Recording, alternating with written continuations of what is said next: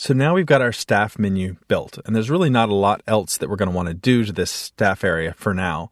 Eventually, we'll want to build the add user page and the logout page that it links to, but for now, we want to go back to that blueprint and remember that we want to concentrate next on that manage the website content chunk. So let's go to that now, and we've got content.php is the file that we created. If I double click, I just get basic HTML that I copied over. So let's work on this page in this movie and see if we can't get the beginnings of our content management system started.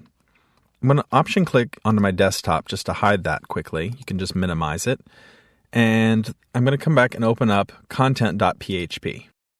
Now we're going to want to reuse that same structure that we were just using on the staff menu. So let's go ahead and open that up as well. Now we have both of those. And let's, as a starting point, let's go ahead and just grab all of that. I'm just going to Apple C copy it and just come over here and select everything that's here and just paste it in. So now I've got an exact duplicate of the staff menu. And that's not very helpful, but it does give me quickly all of the structure that I was working with before. Now, I told you in the earlier sections that one of the things that's really going to separate the good programmers from the great programmers is how well we can use includes and functions and things like that to not repeat ourselves. So let's go ahead and take a look here. We'll see that we've already repeated ourselves a lot by copying this over. We want to reuse a lot of these elements. We want them to be the same.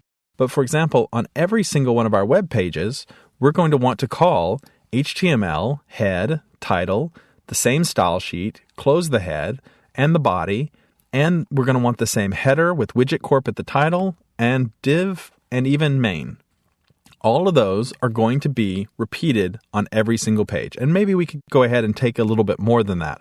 But for now, I'm just going to say, let's grab this bit of text that's right here, and let's just copy that. I can do that from the edit menu by selecting copy, or I can use Apple C. I'm going to make a new file. So new, and just paste that in there. So this is my header that's going to happen on every single page.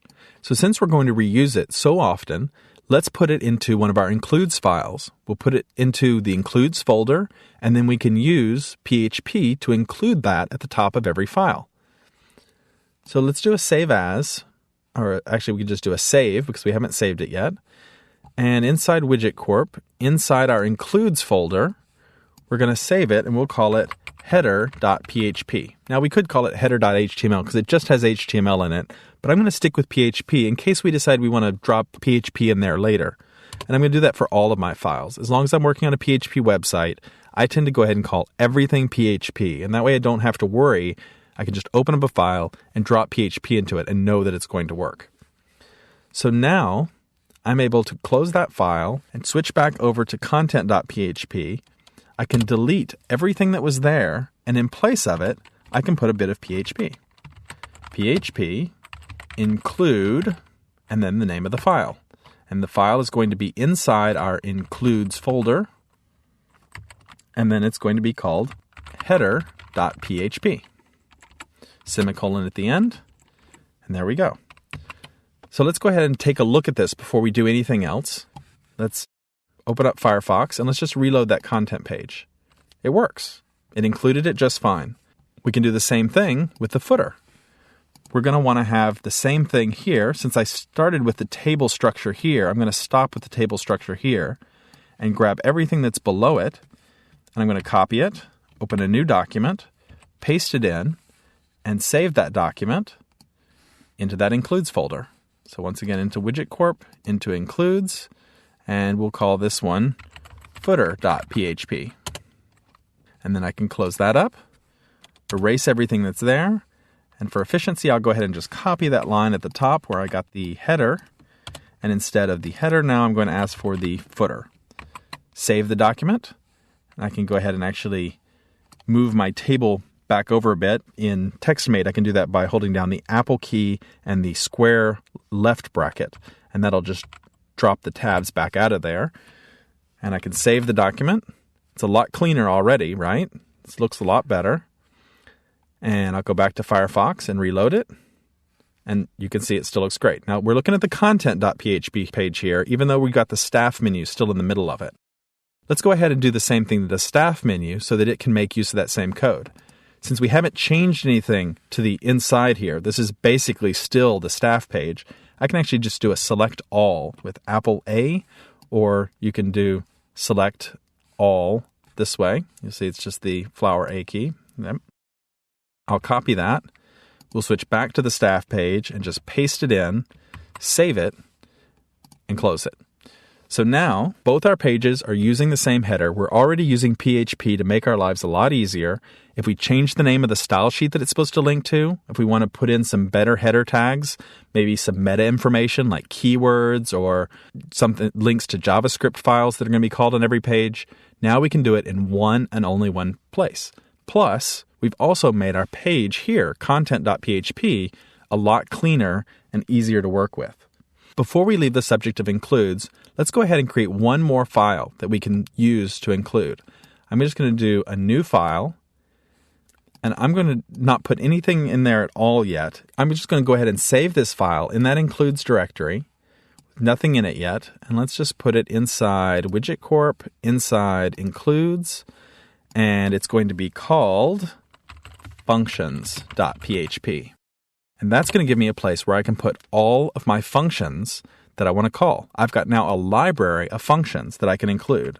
I'll go ahead and just, even though I don't have any functions yet, I'll go ahead and put in a simple comment here that says, this file is the place to store all basic functions. There we go.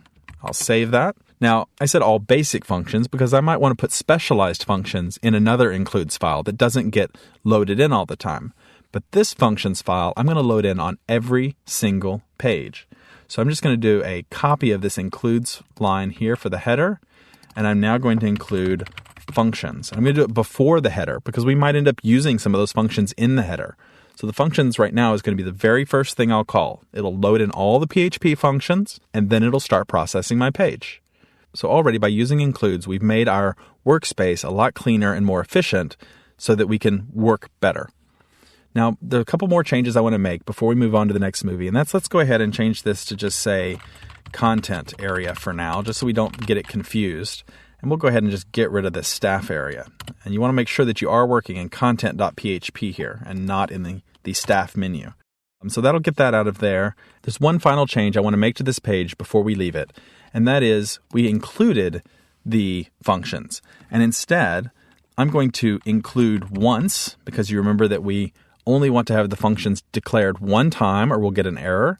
So that's a great way to make sure that we only include the function file once. Even if header asks for the functions as well, if they're already loaded, we won't have a problem. I'm also going to go ahead and make this into require. And you'll remember that there's just a slight difference in the amount of insistency that PHP will require that the file be there, and it'll return an error and say, sorry, I can't do anything else because I can't find the functions file. Whereas include, it's just HTML, so there's no real damage. If it's not there, I won't get my style sheets, but the page will still go ahead and function and work. So that's where I'm going to draw the line between require once and include. In truth, you could require both, you could include both, but the important part is that for the functions, we want to make sure we do it only once so that we make sure we don't run into any problems with redeclaring those functions. So now we have the basics of the content page ready. We have a structure, and what we need now is to access the database and to use those skills we learned with how to connect to a database to create ourselves the navigation menu that's over to the left. And then once we do that, we'll be able to work on the areas where we edit that content over on the right. So let's look at the navigation and database connectivity next.